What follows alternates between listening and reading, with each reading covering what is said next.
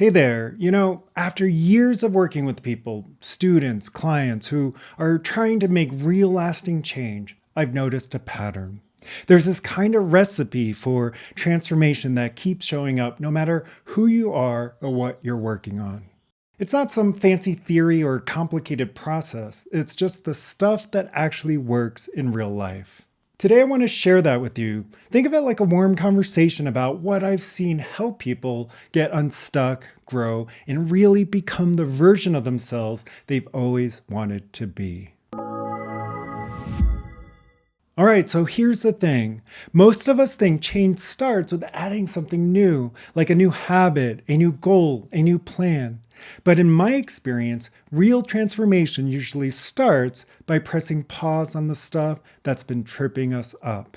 I've seen this with so many people, like one client who kept finding herself exhausted and resentful at the end of every day. Turns out she couldn't say no to anyone. She was always overcommitting, trying to be everything for everyone. And all that people pleasing, it was keeping her stuck. Stopping isn't about beating yourself up, it's about seeing the pattern and deciding, hey, I don't want to keep doing this anymore.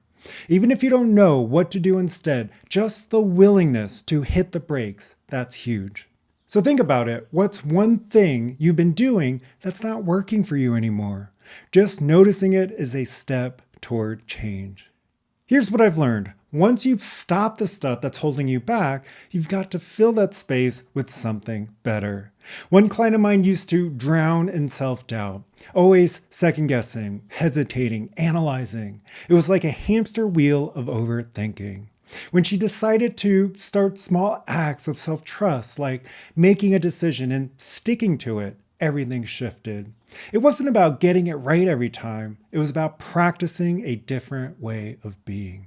Starting new doesn't have to be a grand, dramatic move. Most times, it's just picking one small thing that aligns with the person you're becoming. So ask yourself, where can you plant a seed of change?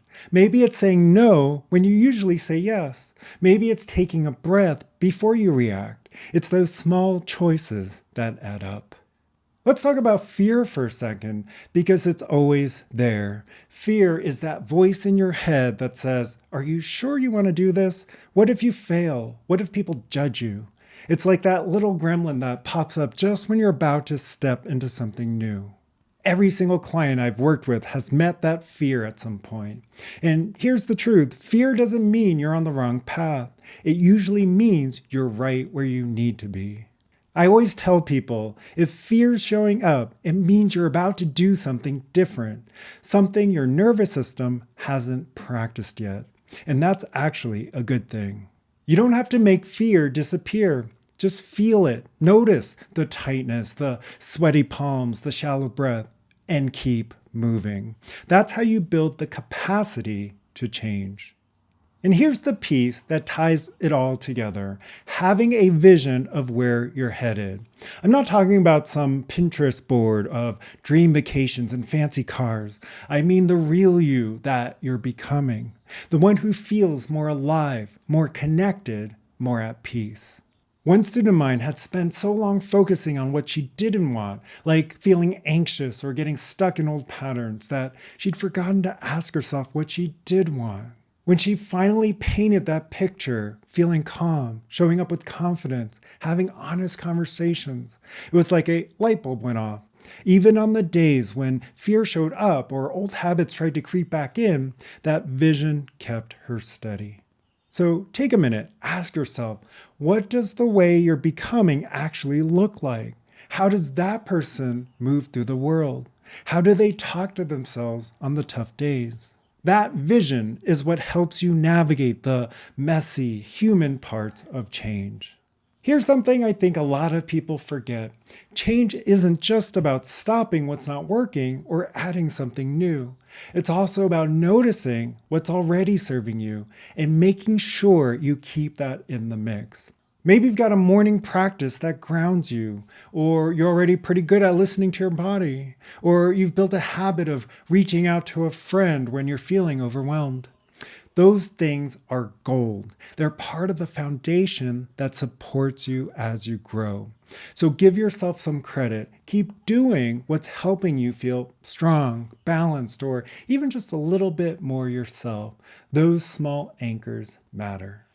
So here's what I've seen. Transformation isn't some magic moment. It's a practice, a way of living. It's about noticing what's not serving you anymore and letting it go, even if it's just one tiny habit at a time. It's about choosing something new that aligns with the person you're growing into. It's about feeling fear and not letting it hold you back. It's about holding that vision of who you're becoming so you don't get lost in the noise. And it's about continuing to do what's already working for you, those small but mighty habits that help you feel grounded and strong. If you slow down right now, what's the emotional signal you've been ignoring? Is it fear, doubt? Maybe it's a deep desire for change that you've been too busy to feel. Notice that. Just notice it. That's the start of transformation. And hey, if that brought something up or gave you a moment of clarity, drop a comment. I'd love to hear where this lands for you. And if you're ready to start training your inner world with the same clarity and structure you bring to everything else, I've built a system for that. It helps you integrate your thoughts, emotions, and nervous system so you don't just understand your patterns, you actually shift them. The link's below. If you're on Instagram, I share more insights and practices a few times a week at Mike Wang Coaching. I'd love to connect with you there. You can also join the weekly newsletter below. It's where I share more personal stories, tools, and reflections to help you apply this work in real life. Thanks for watching. I'll see you in the next video.